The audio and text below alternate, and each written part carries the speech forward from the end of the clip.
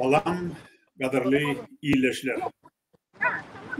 Bugün biz Washington hem Şvetsiya arada Amerika bilen Avrupa arasında bütün Türkmenler olup devlete halk hareketi hem de Erkin Türkmenistan radyosu şunun yalla Türkmen News birleşip bütün progresif yani Türkmen demokratik opozisyon protest hareketinin ağdaları hem katnaşıcıları olup birlikte 9. May gepleşim geçiriyoruz.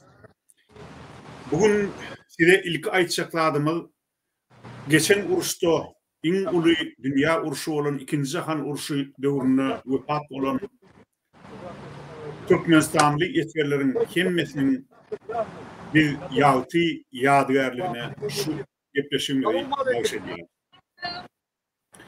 Bugünkü çıkışımız Türkmen opozisiyasının, Türkmen demokratik opozisiyasının protest hareketinin birlikteki sonku dövrde geçiriyen en ulu hem seriyalayın çıkışlarının ilkincisidir. Sarık olsa bu çıkışlar yine de devam eder. Yine şu çıkış tamam olundan sonra yine de sonra birazcık Amerika vatulyen 11.30'dan 10.30 aralığına Aktam'ın önünde de yine de bu çıkışlar devam eder. Hazır olsa bizim ilkinci çıkışımız bir ağdalayan topardan Washington'da призывание политик о Туркменистан. Свободу политзаключенным Туркменистана. Свободу. Yine hazır siz görüşünüz yani Murat Kurvanov bu protest çıkışını atışa Türkmenistan'ın Washington'daki ilçikanatının önüne Türkmenistan'ın siyasi sorunlarına yatan biğuna adamlar koy vermeli. Türkmenistan'ın türmelerine siyasi tarafından yatan adamlara azatlık. Свободу туркменистанцам, туркменским политзаключенным, незаконно осужденным в Туркменистане диктаторским режимом Бердымухамедова. Свободу туркменским политзаключенным. Yine eşitişini diyali Hazır Murat Kurvanov devlete halk hareketinin başçısı protest hareketini açıya hem de Türkmenistan'la ilkinci novatta siyasi tutsavları azatlığı koyvermeyi talep ediyor. Hem de beyleki ne hak türmelerde ne hak basılıp yatan Türkmenistanlı adamları Türkmenistan'ın gражданlarını hem tutsavlıktan koyvermeyi talep ediyor. И находятся в тяжелейших условиях в тюрьмах Туркменистана. Ol Türkmenistan'ın türmelerine adamların ölen ağır yadaylarda saklanayanlara gidiyor. Bigune, köplenç bigune adamların. Незаконно осужден. Я расскажу краткую автобиографию его. Его пытались, к нему пытались применить уголовные дела, которые он не осуществлял. К нему применялись физические насилия, пытки, угрозы. Но несмотря на это он не сдался, он стоял на своем и говорил, что он не виновен. Несмотря на это, его посадили на более 20 лет. Он просидел в тюрьмах, в разных колониях, в нечеловеческих условиях. Находясь в тюрьме, он помогал находящимся в тюрьме людям, защищал их права. Он спасал людей. Он спас в последний раз одного таджикского заключенного из Таджикистана, который просто умирал. Он это оттуда дал информацию, и там в тюрьме, перед администрацией тюрьмы ходил, ходатайствовал за этого человека и спас его. Этот человек без воды, без еды умирал. Вот так он только за последние 2 месяца спас одного из тюремных заключенных. Кроме этого, там он пытается защитить права всех заключенных. У них там нету никаких прав, никаких элементарных условий для содержания. Тем не менее, диктаторский режим везде, во всех платформах, международных площадках, везде, в ОБСЕ, в ООН, в Женеве, в Вашингтоне, в Нью-Йорке, везде он хвалится тем, что он не имеет политзаключенных, что у них все люди, которые сидят в тюрьмах, находятся в хороших условиях. И вот такие условия, Murat Kurvanov tutany Türkmenistan'ın cevapkar yolbaşçılarının halkara forumlarda olar bizde türmede hiç siyasetçiler yok, biyune bakın adamlar yok deyip halkara cemiyetini ağırlığa salyalar deyip şular yani getiriyor. Азат Исаков, Мурат Авезов. До сих пор неизвестна судьба Фархада Мейманкулиева, которого режим похитил из Турции и скрывает. Ни турецкое правительство, ни туркменское правительство не дают никакие данные. У нас нету подтвержденных источников, где находится Фархад Мейманкулиев. Мы не можем сегодня подтвердить, жив ли он, не жив ли, где находится. Вот так вот диктаторский режим устраивает геноцид против своего народа. Yine Heather Murat Kurbanov siyasi vekilleri öğretimlere basılan Türkmenistan'da türmelere atılan adamların tevirini altlarını tanap geçti. И находится Руслан Митиев, он главный редактор журнала Туркменnews. Я слово представляю ему. Здесь мы все собрались для поддержки наших туркменистанцев. Birlemeli zat yine şu protest çıkışı Edil Türkmenistan'ın Washington'daki ilçihanatının önüne bolup geçiyor. Ama ilçihanan işyerlerinin gayrati yok. Çıkıp öz illeşlerinin yanına durmağa, olar bilen gürleşmeye, oların bu adaletli çıkışlarını gollamağa, oların hiçbirinin goğunu ısan yok. O tayda ilk bilenem Meret Oradov gidilen oturandır. Meret Oradov'u men goğutanayan 84. yıldan beri o adam mıdama dine öz peydasına çapıp gelen hemen sonki yıllarda eden ogurluklarının hasabına Amerika'da 6 milyon dolara villa yani köşk yarı zay satın alan bir oğri tezat. Это бесполезно и безуспешно. На самом деле это не так. Каждый раз, когда поднимаются их имена, кто-то в Ашхабаде начинает ерзать. Иджаб Ашхабад'da. Поэтому мы будем стоять до конца, мы будем стоять до тех пор, пока все эти активисты не только не выйдут. Yine Heather Ruslan Mehtiyev çıkışı diye yanlışmasam. Им будет компенсировано и моральный, и материальный ущерб за то, что они годы провели в туркменских тюрьмах, на самом деле желая своей стране только процветания, благополучия, желая изменить свою страну. Но этому режиму такие люди не нужны. Этот режим таких людей прячет в тюрьму. Мы против этого, и мы требуем их освобождения.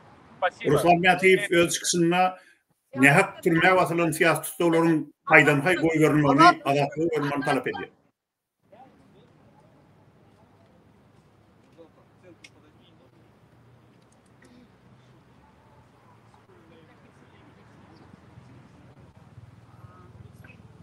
Salam vatandaşlar, biz bu Washington'da Türkmen ilçihanesinin önünü miting geçirmeyi makul bildik. Onunla biz siyasette yatan Türkmen aktivistlerimiz için Türkmenistan, Demokratik Vatan Türkmenistan Halk Hareketi'nin yani Amerika'daki cevapkar vekili Nurcan Füzer çıkış ediyor. Onun öz çıkışını şu nihat basılan adamların goruğuna bağış ediyor. Farkat Meymankuliyev Berka Halıydı. Cuma Saparı Dedebay Allah'ta yine de uyuzum. Yani 40 oğlanlarımız siyasetten yatıyor. Yani Stuyden yüzlenmek isteyen ben Türkmenistan'ın prezidentiyim. Değişinize uğra siz uğurlar otuyorsunuz otayda. Halkın yazdığına tereden yok. Halk işsiz, güçsüz. Bu sesini çıkar. Siz menfaatınız için her zat yediğiniz. Biz siyasetten yatan Türkmen, Merdan, Kahraman oğlanları adatlığını talep ediyoruz sizden. Bir de Özbekistan'ın diktatör Mirzoyev'u yüzlenmek isteyen Cuma Sapar Dedebayev'den ne istediniz? Siz onu Türkiye devletinden uğurlap kaçtınız. Bir de 12 yıl ona türmeden yani ceza kestiniz. O oğlanın azatlığını talep ediyoruz. Şoltanna Cuma Sapar Diýadabaýewiň ady agdalýa.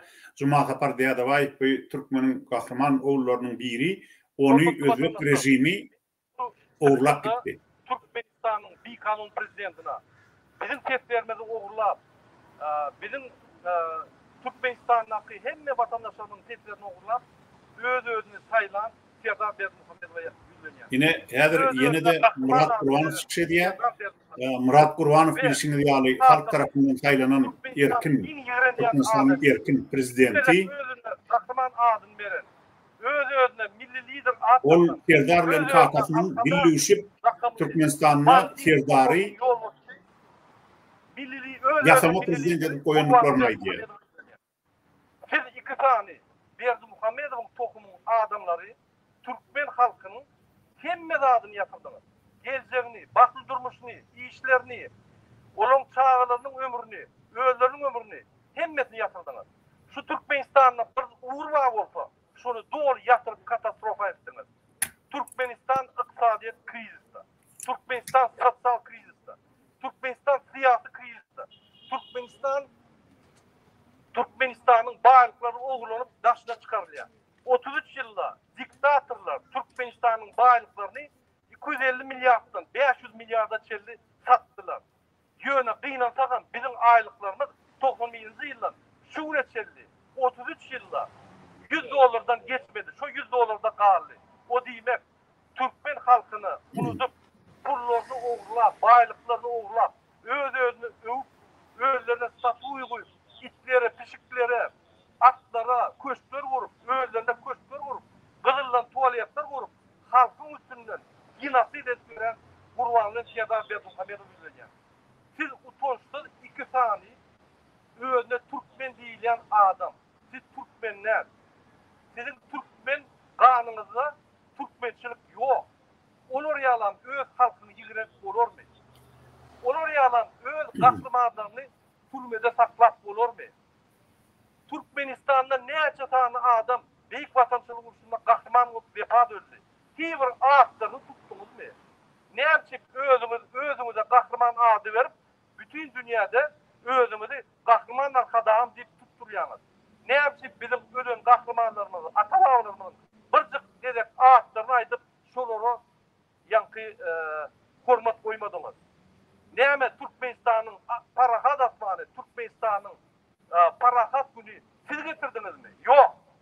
Şol adamlar beýik watançylykda öz janyny wasp eden, öz janyny kat eden, bizim parahat durmuşumuz için, bizim parahat atmanymız için ölen adamlar ine şolar getirdi parahat atmany. Şoň üçin siz bizim ykbalymyzy oğurladyňyz, siz bizim taryhymyzy oğurladyňyz, düýetdiňiz. Sizin ağaçlaryňyz, sizin ýanky ata-babalarnyň ağaçlary binalara goýulupdy. Siz bizim watanymyzy oğurladyňyz. Siz oğurluk, kezzaplar, bu toran kezzaplar. Sen özüne prezident diýen bolsaň, sen özüne milli lider diýen bolsaň, sen halkyň 45% daşyny getiriyor. Illegal bolup getiriyor, kynçylyklar görüp, ölüp hiçbir strafofkasy ýok, ýanynda doğum gaznasy ýok. Ölse cesedini getiripdiler oklarga doğum gaznaçlary.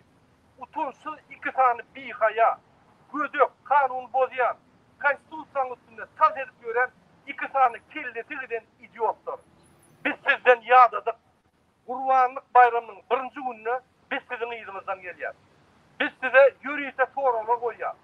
Siz şo soralara halkyňyna jogap bermediniz. 33 ýylda diktatura halkyňyna bir gerek jogap bermedi.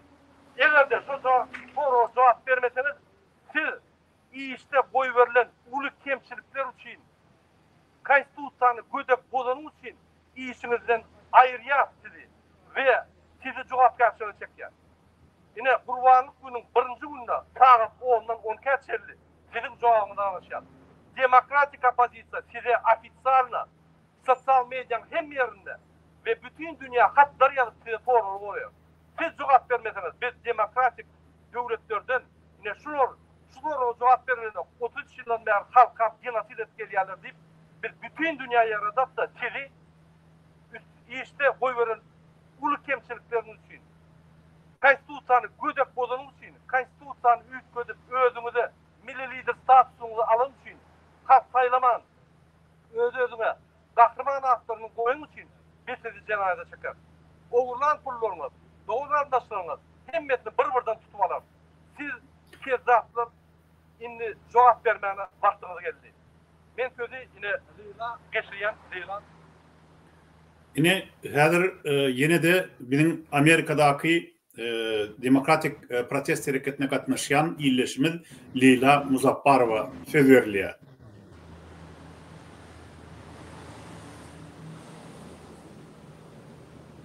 Здравствуйте, дорогие туркменстанцы. Вот мы собрались сегодня в Вашингтон, Д.С. перед консульством Туркменистана. И мы хотим потребовать свободу политзаключенным. Leyla Muzaffarova da öz çıkışını ilkinci Свободу! nöbette siyasi tutsaklara azatlık talep ediyor. Политзаключенным! Свободу политзаключенным.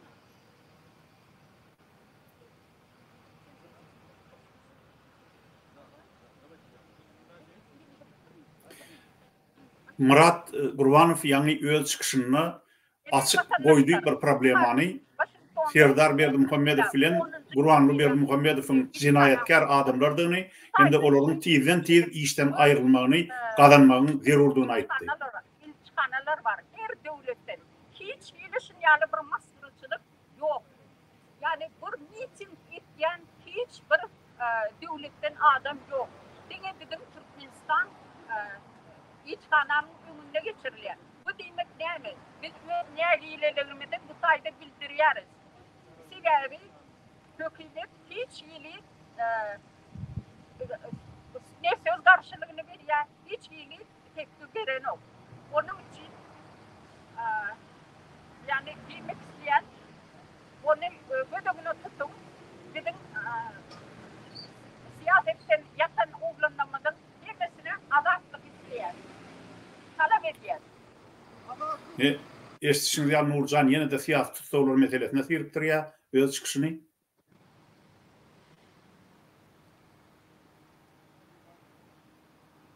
Hormatly vatandaşlar, yine biz hazır Washington'da Türkmenistan'ın elçixanasının önüne geldik. Yine hazır biz sizin yine gözün önünüzde Türkmenistan'ın elçixanasının yolbaşçısı olan Arazov Meret Bayram söylenecek oluyor. Cenab Orazov Meret Bayramov Türkmenistan'ın elçixanasının yolbaşçısı. Biz size karışan, çıkın da bizimle görülürsünüz. Siz Türkmenistan'ın özde milli lider diyen arkadaş makamlı kezzabın Washington'daki vekili. Siz Türkmenistan'ı başbakan Berdimuhamedov'un özde prezident hükümüne paylaşan Berdimuhamedov'un vekili. Çıkın da bize cevap verin. Bizim bize sorumluluğumuz var. Bizleri sizinle oturma, ordun diye. Vakti geldi.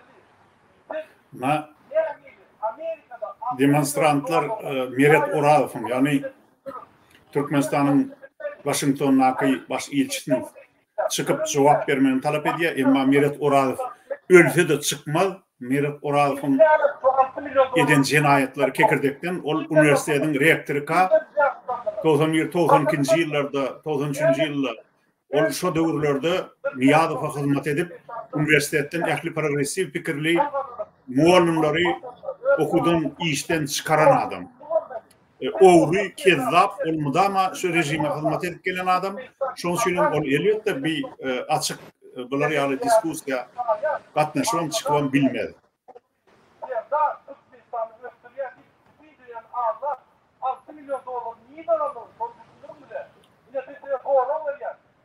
Murat Suat açık koyuyor. Sen niye 6 milyon dolar neyden uğurlav aldın? Niye de sen ödünü villa aldın? Kaşancay aldın? Köşke aldın? Neresi öz vatanına, öz halkına karşı kezzapçılık edin. İki saniye. Kezzap adam orada bütün dünyanın ağla yani sorun ilk tanıdım. Yolunu edip geliyor. Nerede bütün dünyanın ağlayan Türkmenistan, Gülyan devlet hem de Şu goýlayan soralan her birinin ören ulumanysy bar. Miret Muradov rejimin yüzünü ýuýar. Washingtonda oturup bütün dünýäni allaýar. Bizimine güllýal döwletimiz var. Hiç adaletlilik geçemekdi.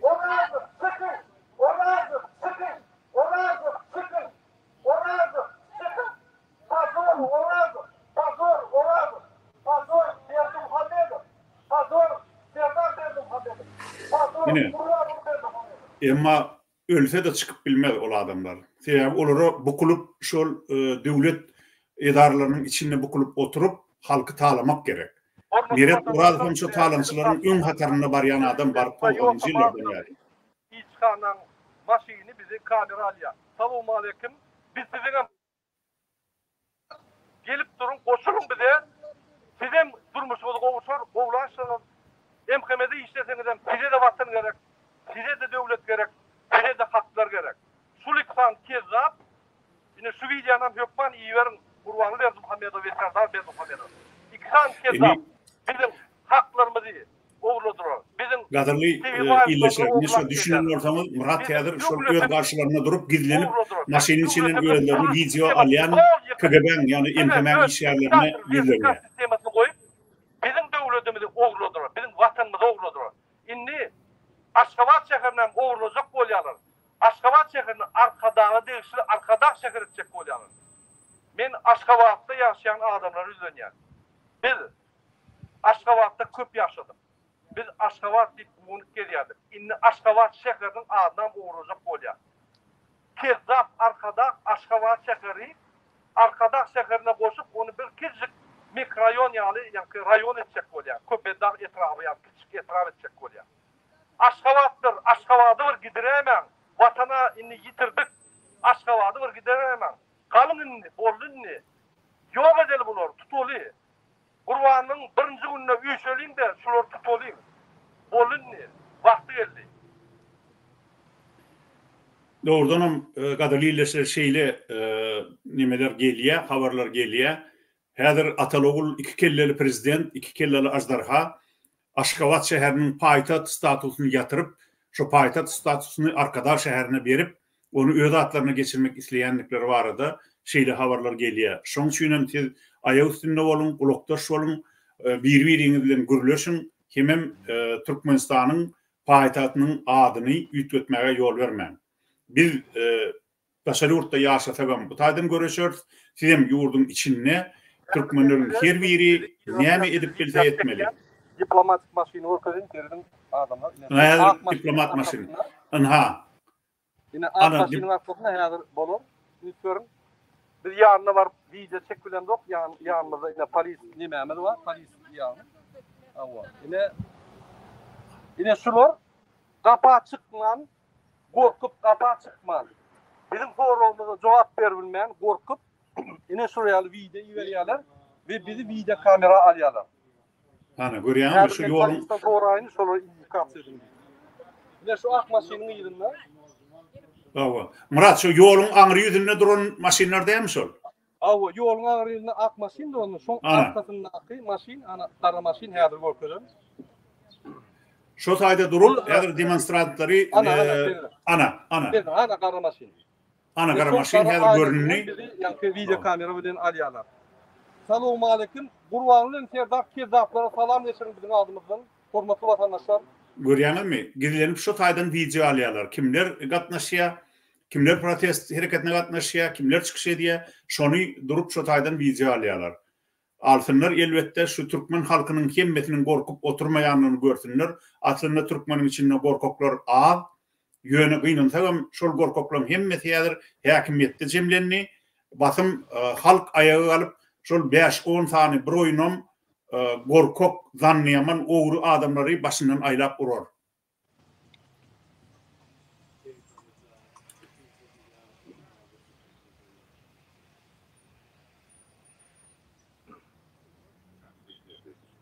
Aujourd'hui, 9 mai en 2024, on est à Washington. Nous sommes ici réunis pour une seule question. Liberté les gens qui sont en prison à cause de leur activité politique. On est ici pour leur soutenir et dire à dictateur, on ne perd pas. Murat yadır Fransız diline kıyskaça yüzlenme bilen çıkış ediyor dünya cemiyetçiliğine. Türkmenistan'daki yağdaylar vurun veriyor. Hem neyem için şu protest demonstrasyanın geçirilenlerini aydiyor. Liberté et démocratie de nous aider Adatlı için à peuple hem demokrasi için. Nous avons besoin de liberté. Nous avons besoin de démocratie. C'est notre rêve depuis 33 ans. Depuis 33 ans, les dictatures au Turkménistan, ils construisent leur dictature et leur pays. On n'a plus de pays. On n'a plus de droits dans ce pays. On n'a plus de possibilité de travailler. On a un pays qui est quatrième pays de ressources de gaz. On a un pays où il y a le pétrole, où il y a les autres richesses naturelles et les autres richesses minérales. Mais que même... Дорогие туркменистанцы, сейчас коротко я вам расскажу, о чем речь. Вот в эти минуты как раз перед посольством Туркменистана в Вашингтоне туркменская демократическая оппозиция проводит свою объединенную протестную акцию, в которой участвует в основном ДВТ, это демократическое движение Туркменистана, демократический выбор Туркменистана, потом радио, ТВ-радио Эркин Туркменистан, Свободный Туркменистан, а также Туркмен Ньюс во главе с Русланом Мятиевым. Мурат коротко на французском языке сейчас выступает с резюме этой протестной акции. Il a déjà dépensé 5,7 milliards de dollars. Tout l'argent qu'il va prêter au monde, il va dépenser pour construire son ville, Arkada. Мурат в своей речи отмечает, что Мерет Уразов, Мерет Байрамович Уразов, который давно уже с 90-х годов сидит главным послом Туркменистана в Вашингтоне, оказался воришкой. Он несколько лет назад купил себе виллу за $6 миллионов. Как известно, на зарплату, если это честный человек, на зарплату посла невозможно даже за всю жизнь собрать $6 миллионов. Даже если не есть, не пить и не кормить своих детей, все равно невозможно было бы купить за $6 миллионов виллу. Стоп, диктатор, лидер национал Гурбангул Бердмухамедов. Стоп, диктатор Аркадар. Liberté, le peuple туркмен.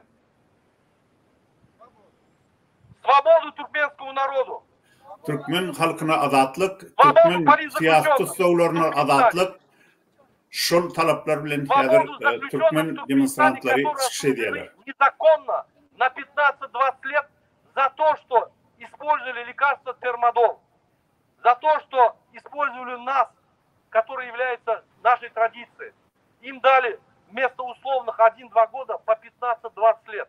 Они не видели своих детей настолько долго, что их дети, когда они уходили, были 80 лет.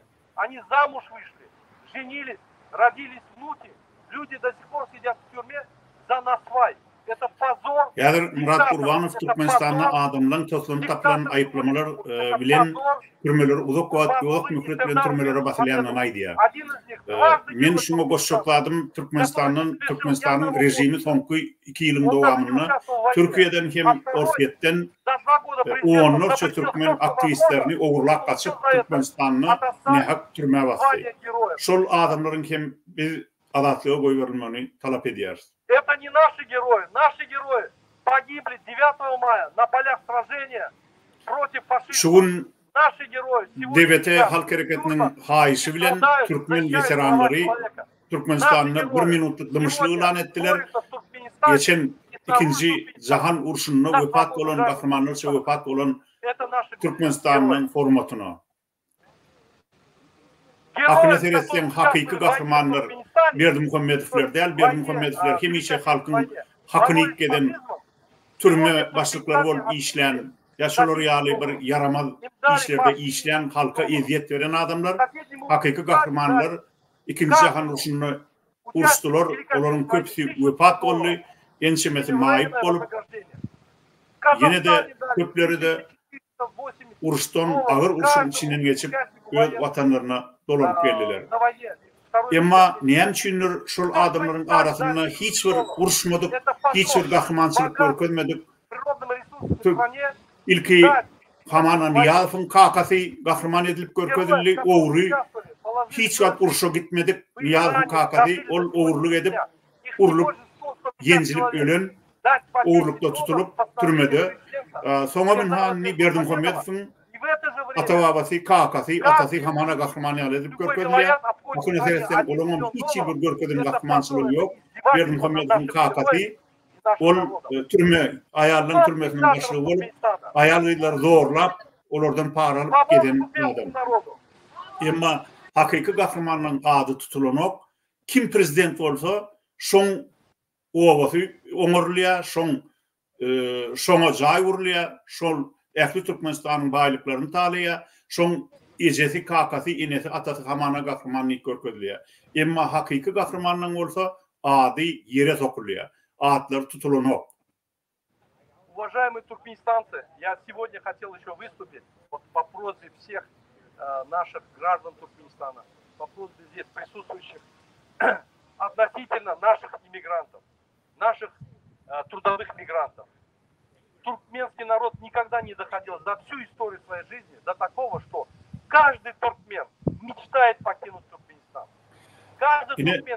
Adam rat yine de bir gaty agyrly ınjyk meselem bolýar. Olam häzir her bir Türkmenistanly diýe başarsa Türkmenistanyň öz watanyny çykyp gitmegi arzu edýär diýe. Şolardy uýlany ýaşaýar diýe. O näme üçin? Tebebi her wagtda Türkmenistanyň bary ýurdun içinde 4 milyona ýeter etmez halk gally. Galan halkyň galan bölegi 2 milyonyň gowragy eýem daşynyna. Näme üçin çykýar? Sebäbi adamlar ýurtda ne okap bilýärler, ne işläp bilýärler. Öz maşgalalaryny ipläp bilýärler. Şoň üçin olar Türkiýe, Orsiýada, Belarusda, Ukraina, Amerika gidip, istenlik daşary ýurda gidip, şol ýerde iş tapyp, gazanç edip, öz maşgalalaryny iplemeli bolýarlar. Şoň üçin türkmen şagalary, ýa-da ýünlükçe türkmen şagalary ýene atalaryny görmän ýa-da diňe telefonyny görüp bolýarlar. И преследуют их за то, что те находятся за пределами Туркменистана. Они ставят их в нелегальные условия. Ты, чтобы покинуть Туркменистан... Şoýda ýene bir aýtmalar bar. Türkmenistan'ın prezidenti deyip, şu prezident adını götüren, milli lider adını götüren iki tane adam, Atalogul, iki kelleli prezident, Urvanlı Berdimuhammedow bilen Serdar Berdimuhammedow gençlerin yalyagları, Türkmen imigrantlarını pasport vermen kötüýärler. Pasport veren oklar. Daşary ýurtlarda Türkmenler gele gelmäşe legal değil. Yani pasportunun möhleti geçen migrantları öwürlerler. Bu bolsa Türkmenleri bütün dünyada gaty hukukly ýagdaýda goýýar. Horlukly ýagdaýa sede bar edýär. Hiç bir döwlet öz grazdanlaryna beýle zabun, beýle bir ýekim çemeleşenok. Men aýtjakdym, Gurbanuly, Serdar, siz bir zada düşünün. Siz ekläp bilen zok şu halky. Siz Türkmenistanyň ýaşlaryna ne okumagy mümkinçilik berýäňiz. Ne de gazanç etmäge ýurtda. İş ýok, okuw ýok. Açanda adamlar öz başyny çarap daşary ýurtlara çykanda da öz maşgalaty eklerine ýa okuw ýerine de olar illegal, ýani legal bolmadyk migrantlara öwürleýärler. Şunu edýän siz iş başaramzok. Siz bileňzok nähili işlemeliligini. Siz Türkmenistany öz ataňyzyň milligidir öýdýäňiz. Şoň üçin tizrak gidin siz şu oturan ýeriňizden. Ýol ham oňurlugyň üstünden barmarsyňyz. Siz Saddam Huseyniň, Muammar Kaddafi'den ýa-da Nikolay Çavuşeski'den erwet ýagdaýa düşýärsiňiz. Siz Türkmeniň degnatyna degdiňiz. Siz ýogsa özüňiziň bitirmeli işiňizi, çigidin çeti ýaly şo wiripäňde düşünenňizde ýa-da beýleki ýurtlar öz halkynyň eline bir pasport berse herwetine, siz iki pasport bermeli. Siz halkyň eklenmegini gurnap bilen halka iş tap berip bilen, iş ýerlerini açanlar. Şoň üçin siz akına teretsen, her Türkmene 2 pasporttan vermeli. Şu birden bir pasportunuzun wagty geçäýse, ya ýitiräýseniz ikincisine şunun biz berýäs diýip. Elbetde men bunu değişmek görünüşünü aýdýan, içim ýanyp aýdýan. Ýöne siz şular ýaly Türkmen agryadaýa salýaňyz. Daşary urtda haýsy Türkmene duşdan, ýokman pasportyny wagty geçen, ýokman agry ýagdaýlara sede bar bolýan Türkmenler. Siz näme üçin öz halkyňyzy beýle ýagdaýa salýaňyz? Siz näme üçin Türkmeni beýle kemsidýäňiz, horlaýaňyz, dep bilýäňiz? Sizde ar namys barmy ýa-da ýok? Ine häzir şu demonstrantlaryň goýan sorolary şol. Рядом коррупционная система, которая управляется телефонным правом, прямыми указаниями. Никто на Конституцию не смотрит. Если Сердар Бердымухамедов, президент Туркменистана незаконный, который украл наши голоса, официально собирает Совет Безопасности и говорит: делайте, что я вам говорю, никто за нарушение Конституции вас спрашивать не будет, кроме меня, я вам даю полный зеленый свет. С этими словами, с этим человеком, как можно строить нормальную страну? Как можно с этим человеком думать о том, что наше прекрасное будущее наступит? Yine şu an Murat Urbanov ülkeline bir fakt aýdýar. Olam Serdar Berdimuhamedow'un Türkmenistan Howpsuzlyk Sowetini ýygnap, men näme diýsem şonu ederdim. Hiç bir konstitusiýada bolmaz, kanunam bolmaz, men näme diýsem şu kanun bolar diýip, şolary ýaly buyruk berýänini aýdýar.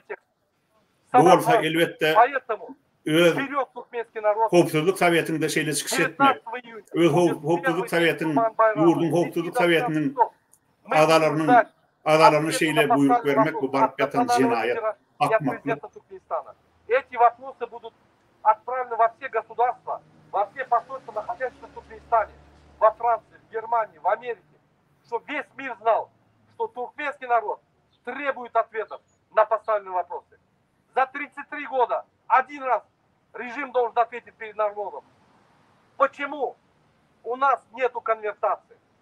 Почему туркменский монат, национальная гордость нашей страны, ничего не стоит, превратилась в фантики?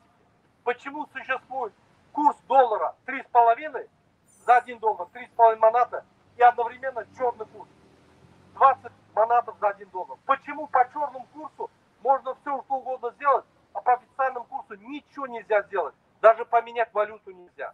Почему родственники Сердара и Гурбанулы Бердымухамедова меняют валюту по 3,5 доллара, а наш народ не может поменять? Почему те люди, которые выехали из страны, родители работают с зарплатами с учетом конвертации 3,5 доллара, получают, грубо говоря, 60-70 долларов, не могут отправить деньги по официальному курсу для поддержания своих студентов, своих детей? Почему в Туркменистане нет интернета? Почему нам запретили доступ к свободной информации во всем мире? Почему Туркменистан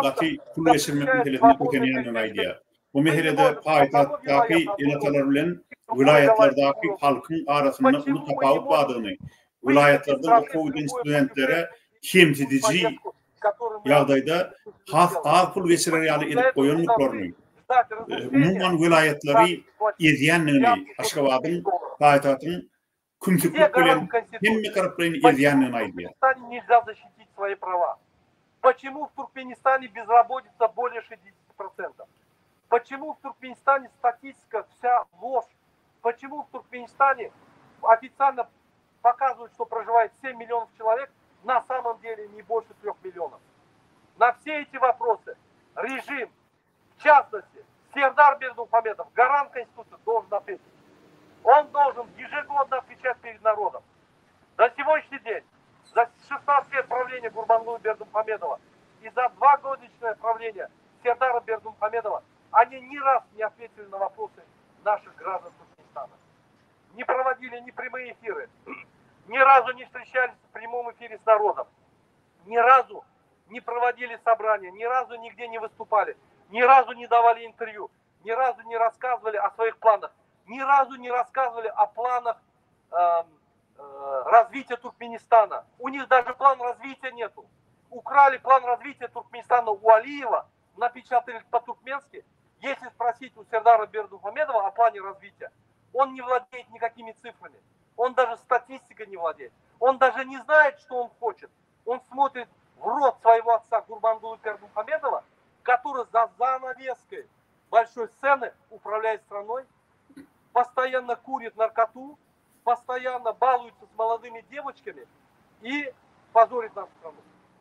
Вот на эти вопросы они должны ответить. Ni gıysgaça Murad'ın häzirki çıkışının netijasini aýtsaň, ol häzir halkyň gahar adamynyň joşanmagyny hemde halkyň öňüne jogap bermeli boljaklyklaryny ýasa diýe Ataloglu. Yeniden Uğurcan Fizer çıkış ediyor. Ana onda siz prezident olsilersiniz. Böyle kaçıp yazılıydı. Bizde iş almak kaça bu olmayan. Yani halk bilen işlemelisiniz. Halkın en problemlerine siz çözmeli. Eğer siz doğrudan prezident olayan olsanız.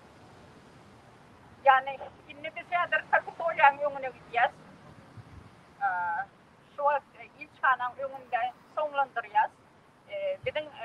Inni bu taýda Türkmenistanyň Washingtondaki ilçkanasynyň öňüne geçirilen demonstrasiýa, protest aksiýa soňuna goýuldy. Inni demonstrantlar Kapitola, yani Akdam'ın önüne bararlar. Наших каналов и наблюдающих за нами. На этом мы заканчиваем наш первый митинг, который проходит сегодня напротив посольства Туркменистана в Вашингтоне. Вот, пожалуйста, за мной стоят.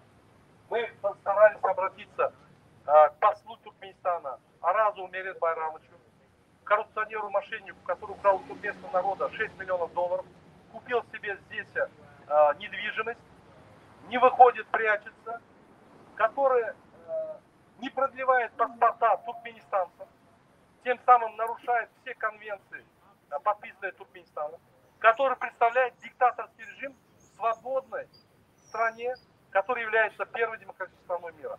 Umuman Türkmenistan'ın ilçkanaları her bir Türkmenistan'ın grajdanynyna berilmeli pasport sistemasyny düzgünlerini bozup olar onu öz jüb benefitler üçin kullanýarlar. Ýogsam birinji edil soran wadyna dokumentlerini tapşyran wadyna islenlik grajdanyn ýurdun grajdany täze pasport almagy hukukly. Daşary ýurtlarda dowlan şagalaram pasport alıp bilmeli. Türkmenistanyň degişli ýurtlardaky ilçkanalarına ýöne goýnansagam halkyň bu hukuklary rehimsiz dep bilenip gelinýär.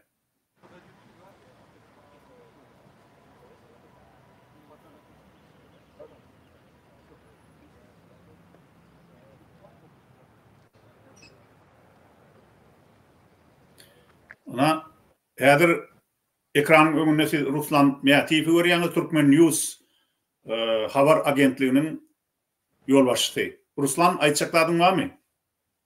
Hemmäňize salam, gadyrly adamlar, watandaşlar. Biz bugün Washington şäherinde Amerikanyň Birleşen Ştatlarynyň paýtagtynda miting geçirýäs. Men bu ýerik öz işlerim bilen geldim. Ýani paxta kampaniýasynyň işleri oýunçy. Onuň ildeşlerimizden öňünden gürleşdik.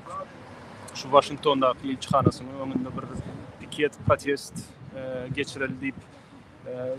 Şol pikiri goýurdyk, ýygnançdyk bugün. Öz ýüregimizdäkini aýtdyk. Ilk başda bizim halkymyzyň hak hukuklaryny talap etdik.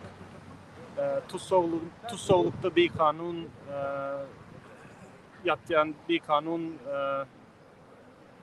oturan ildeşlerimiz var. Yani Mansur Mingelow, Nurgeldi Halykow, Murat Düşemow, Allamrat Korganov, Murat Ovezov ve beýlekler şolaň azatlyklaryny talap etdik.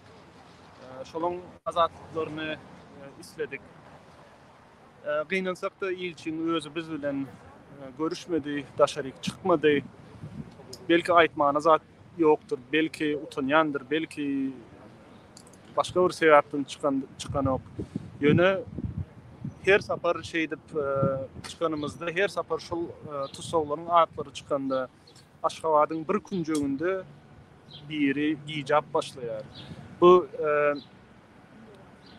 başta seredeninde bir biderek iş diýip pikir edip bilýänsiňiz, ha çıktınız bir 5-6 adam olup şu ilçixananın önünde hiç hili peydası yok, zady yok diýip pikir edýänsiniz. Ýöne munyň täsiri bardyr. Aşgabatda da sine diýerler. Edil şu wagtymyz seredýändirler, YouTube efirimizi, ýaýlymyzy.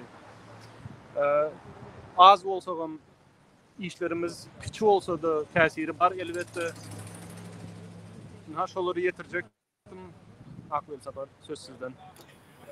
Köp sağ ol Ruslan, gatı doğray diýen elbetde bu edilen iş az adam bolup edilse de uly iş. Kiçi iş däl, gatı uly iş. Sebäbi bu translasiýa, bu habarlar bütün dünýä ýaýraya. Muny gerekli edaralar, daşary ýurtlar, demokratik döwletlerdäki gyzyklanýan ähli guramalar, edaralar öwrenýär. Hem de buların rezümeleri hat görünüşünde de bir tarafından türlü idaralara iyi verilýär. Şolary ýaly protest aksiýasynyň bolup geçenini. Hem meňe köp sag bolun şu protest aksiýasyna gatnaşanymyz üçin. Men ýene bir ýerde aýdýan gadyrly illeşler bu aksiýa Demokratik Watan Türkmenistan, ýani Demokratik Wybor Türkmenistan halk hereketi, onuň Türkmen News hem de Türkmen TV radio kanaly tarapyndan bilelikde gurunurly. Hem de protest hareketinin aktivistleri bilen birleşip geçirildi. Köp sağ olun. Sizem sağ olun. Şunu aýtsam, ýene bir ona goly aktivist gatnaşjakdy şu biziňki bugünkü çäremize ýöne ýa-da howpsuzlyk şertleri sebäpli olar ýagny ruh taýdan biz bilen şu taýda eger ýa-da fiziski bärde däl bolsa da bizi gollaýarlar. Beýnansak da ýagdaý şolar ýalyk. Eger sen öz ýüzüňi yapmany bärik gelsen, aňyrda hemme kiçiň hosarlary bar, ýene atalary bardyr, garyndaşlary bardyr, doganlary bardyr. Her kim şolary alady diýär. Ýene şol sebäpden biz bilen bugün bärik gelip bilmediler. Ýöne ruhy taýdan olar biz bilen, biz az däl, biz köp. Ellerinize sinedenimiz için sağ olun. Köp sağ olun. Assalamu alaikum. Vatandaşlar men Leyla söz berýän Akbil Sapara. Leyla Narjan apaldy. Köpden bäri bular maşgala bolup gatnaşýar protestler. Doğru. Amerikada protestler başlan fundament koyan adamın biri ine şular. Şu maşgala yaman köp Türkmen halkı üçin hereket etdi. Türkmen halkı ýadynan çykarmady. Hökman belläp geçer bulan ýa-ni edem işleri boýunça. Ne häzir şu Narjan apaň maşgalatynyň wekili Leyla ne geldi protesta öz jorary bilen. Leyla aýdyber. Salam aleykum Sapara. Salam aýdyber. Men bizim vatandaşlarımız türmede yatan vatandaşlarımıza yüzlenesim gelýär. Biz sizin bilen мы поддерживаем вас, мы все вместе, мы с вами, не сдавайтесь. Türkmen halkına bizden yani birazrak gayret edin, bizim bilen bile bolun. Жума Сапар'ın suratını ýokarrak kaldır görköz. Leyla, padimi немножко вот Жума Сапар ana olum neme Farhat yine şu siyasi sebäpleri oraya tutulukda yatan Türkmen ýigitleri biri Özbekistan'a, biri Türkmenistan'a, başka da oğunlar şu bizim aktivistlerimiz oğurlanıp ekidilip türmelere salındı. Biz şolun hükman gurrunsiz, hiçbir şertsiz azatlığa koyulmalarını talep ediyoruz. Talep ediyoruz. Sağ olun Leyla. Protestlarımızı Kapitolya tarafa yürüyoruz. Görüşürüz. Bolya, sağ olun. İnni kadarlı illeşler tehel wagtdan bir protest hareketi Washington'a Kapitolya yani Aktam'ın öňünde dowam eder. Yine bir gedek salam vatandaşlar. Yine Nurcan Süzer bir devletin Amerika'daki cevapkar vekili. Sağ olun yine de söz verdiğiniz için. Halkım korkma. Öz haklarımızı talep etmeye hiç korkma. Inni olur halkına seyreden oklar. inni bizden gedegmen. Halkımızın taleplerini biz öňe süreceğiz. Yani onların ne diyeyim? Aydınlarını, nehil cebir çekkenlerini, yurt dışında da gulçuluk edip, kendim hiç bir yağday, bu yağdayda yaşaman, korkup taksileri minip, hatta o taydanım alıp deport etkenler. Bir giden bizim vatandaşlarımız, bir göz kıyına yağday. İnsan bizim prezidentlik otuyup, hiç halkına seyreden oldu. Son vermedi. Az kaldı, son verilecektir. Gökman. Köp sağ ol Nurcan. Size köp sağ olun. Gidin de hazır Kapitolya gideceğiz. Bolya. Tipeş geçiriz. Murat ondan neme?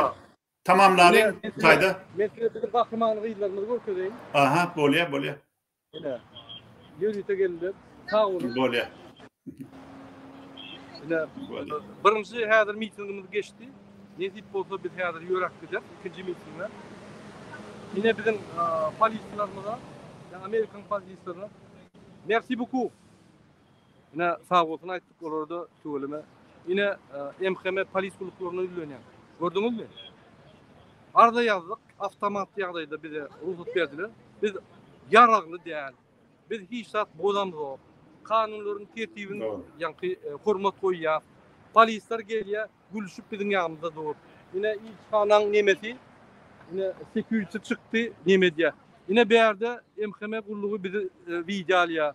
Türkmenistan'da da protest edeli. MHM kulluğu video alsın, kim yaraglı çıktı ya da bir sevuşta adaysa, aksinden görünüyor yok. Yani bizim bu hakkımız. Neyse biz Amerika'da öz haklarımızı korap bilýär, ulant bilýär.